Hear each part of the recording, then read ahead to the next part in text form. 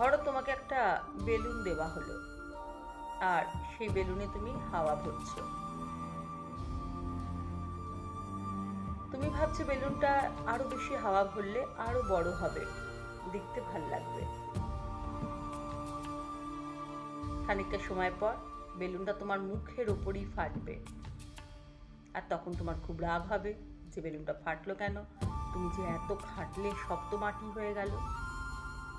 অথচ তোমার এই কথাটা ভাবা উচিত ছিল যে বেলুনটা ফেটেছে, তার যতটা ক্যাপাসিটি ছিল তার বেশি হাওয়া ভরার কারণে। অর্থাৎ দোষটা তোমার। তোমার বোঝা উচিত ছিল বেলুনটার আসলে ক্যাপাসিটি কতটা, তুমি বোঝোনি, তাই বেলুনটা ফেটেছে। আমাদের আশেপাশে এমন কিছু মানুষ এমনই আছে, ঠিক কি না?